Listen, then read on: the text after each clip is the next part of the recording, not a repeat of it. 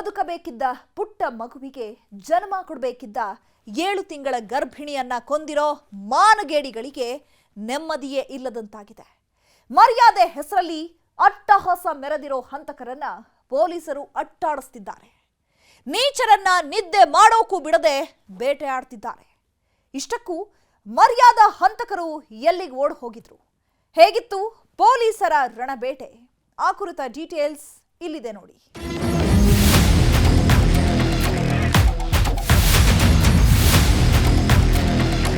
ಎಲ್ಲರೂ ಸೀರಿಯಸ್ ಅದಾರ ಸರ್. ನಮ್ಮ ಮಮ್ಮಿ ನಮ್ಮ ದೊಡ್ಡಪ್ಪ ಭಾಳ ಸೀರಿಯಸ್ ಅದಾರ ಸರ್. ಡಾಕ್ಟ್ರ್ ನಾವೇನು ಹೇಳಕ್ಕೆ ಬರಲ್ಲಪ್ಪ, ನೀವು ಕ್ಯೂರಿಂಗ್ ಆಗತ್ತಾರ. ಎಲ್ಲ ಒಳಗೆ ನಮ್ಮ ತಂಗಿ ತಲೆ ಹೊಡೆದಾರ ಸರ್, ನಮ್ಮ ಸಣ್ಣ ತಂಗಿ ಕೈ ಮುರಿದಾರ ಸರ್. ಮನೆ ತಪ್ಪಿಸ್ಕೋಬೇಕಂತಂದು ಓಡಿ ಹೊರಗೆ ಬಂದಾರ ಸರ್. ಆ ಸೈಡ್ ದೋಡಿಂದ ಜಾತಿ ಪ್ರಶ್ನೆ ಭಾಳ ಇದೈತೆ ಸರ್. ಎಲ್ಲ ಜಾತಿ ಅಂತಂದು ಇದು ಕೊನೆಗೊಳ್ಬೇಕಂತಂದು ಅಷ್ಟೇ ಬೇಡ್ಕೊಳ್ಳೋದು ಸರ್. ನೋಡಿ, ಹುಬ್ಬಳ್ಳಿ ತಾಲೂಕಿನ ಇನಾಂ ವೀರಾಪುರ ಗ್ರಾಮ ಮೌನವಾಗಿದೆ. ಸ್ಮಶಾನ ವಾತಾವರಣ ನಿರ್ಮಾಣ ಆಗಿದೆ. ಆ 2 ಮನೆಗಳ ಬಳಿ ಪೊಲೀಸರು ಕಾವಲು ಕಾಯ್ತಿದ್ದಾರೆ. ಊರಲ್ಲಿ ಪೊಲೀಸರು ಬೀಡು ಬಿಟ್ಟಿದ್ದಾರೆ. ಇಷ್ಟೆಲ್ಲ ಆಗಿರೋದು, ಇಷ್ಟೆಲ್ಲ ನಡೆದಿರೋದು ಈ ನೀಚಾತಿ ನೀಚರಿಂದಲೇ.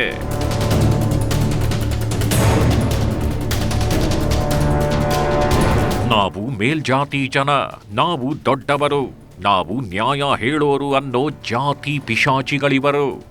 ಮನುಷ್ಯತ್ವವೇ ಇಲ್ಲದ ರಾಕ್ಷಸರಿವರು. ಜಾತಿಗೆ ಗಂಟು ಬಿದ್ದಿರೋ ಭೂತಗಳಿವು.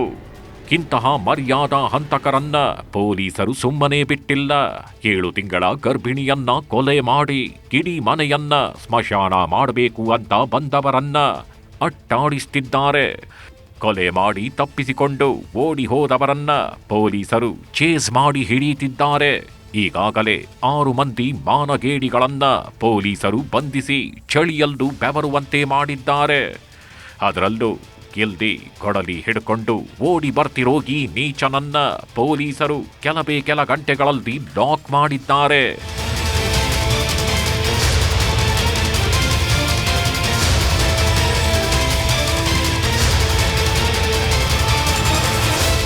ಈತನೇ ನೋಡಿ, ಮಾನಗೇಡಿ ಅಪ್ಪ.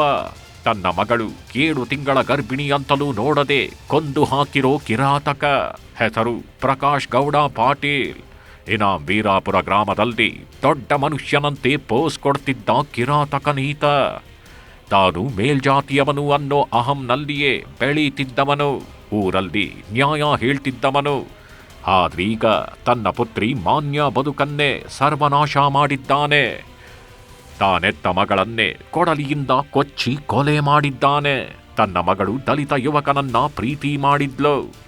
ದಲಿತ ಯುವಕನನ್ನ ಮದುವೆ ಆದ್ಲು ಅನ್ನೋ ಒಂದೇ ಒಂದು ಕಾರಣಕ್ಕೆ ರಾಕ್ಷಸನಂತೆ ಕೇಕೆ ಹಾಕಿದ್ದಾರೆ. ತುಂಬು ಗರ್ಭಿಣಿ ಮಗಳನ್ನೇ ಕೊಂದಿದ್ದಾನೆ.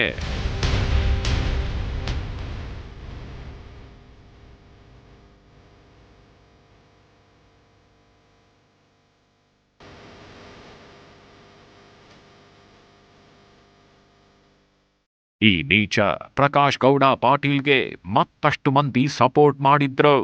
ಆ ಮಾನಗೇಡಿಗಳು ಇವರೇ ನೋಡಿ.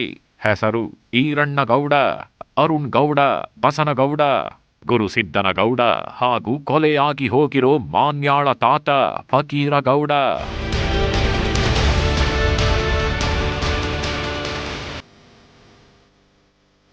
ಮಾನ್ಯ ತಂದೆ ಪ್ರಕಾಶ್ ಗೌಡ ಪಾಟೀಲ್ ಸೇರಿದಂತೆ 10ಕ್ಕೂ ಹೆಚ್ಚು ಮಂದಿ ಸೇರ್ಕೊಂಡು ಮರ್ಯಾದಾ ಹತ್ಯೆ ನಡೆಸಿರೋದು. ಯುವಕ ವಿವೇಕಾನಂದನ ಮನೆಗೆ ನುಗ್ಗಿ ಅಟ್ಟಹಾಸ ಮೆರೆದಿರೋದು. ವಯಸ್ಸಾಗಿರೋರು, ಗರ್ಭಿಣಿ ಅಂತಲೂ ನೋಡದೆ ಕೊಂದಿರೋರು. ಈ ಎಲ್ಲ ಹಂತಕರನ್ನ ಪೊಲೀಸರು ಸುಮ್ಮನೆ ಬಿಟ್ಟಿಲ್ಲ. ಕೊಲೆ ಮಾಡಿ ಮನೆ ಬಿಟ್ಟು ಹೋಗಿದ್ದವರನ್ನ ಅಟ್ಟಾಡಿಸಿ ಹಿಡಿದಿದ್ದಾರೆ. ಕೊಲೆ ನಡೆದ ಕೆಲ ಗಂಟೆಗಳಲ್ಲಿ ಹೊಲದಲ್ಲಿ ಬಚ್ಚಿಟ್ಕೊಂಡಿದ್ದ ಪ್ರಕಾಶ್ ಗೌಡ ಪಾಟೀಲ್, ಈರಣ್ಣಗೌಡ ಹಾಗೂ ಅರುಣ್ ಗೌಡನನ್ನ ಬಂಧಿಸ್ತಾರೆ. ಇಷ್ಟೇ ಅಲ್ಲ, ಹುಬ್ಬಳ್ಳಿ ಗ್ರಾಮೀಣ ಪೊಲೀಸ್ ಇನ್ಸ್ಪೆಕ್ಟರ್ ಮುರುಗೇಶ್ ಚನ್ನಣ್ಣನವರ್ ಕ್ಷಿಪ್ರ ಕಾರ್ಯಾಚರಣೆ ನಡೆಸಿ ಬಸನಗೌಡ, ಗುರುಸಿದ್ದನಗೌಡ ಹಾಗೂ ಕೊಲೆಯಾಗಿ ಹೋಗಿರೋ ಮಾನ್ಯಾಳ ತಾತ ಫಕೀರಗೌಡನನ್ನು ಬಂಧಿಸಿ ಕರೆದುಕೊಂಡು ಬಂದಿದ್ದಾರೆ. ಇವತ್ತು ಬೆಳಿಗ್ಗೆ ನಾವೇ ಇನ್ನೂ 3 ಜನಕ್ಕೆ ವಶಕ್ಕೆ ಪಡೆದಿದ್ದೀವಿ.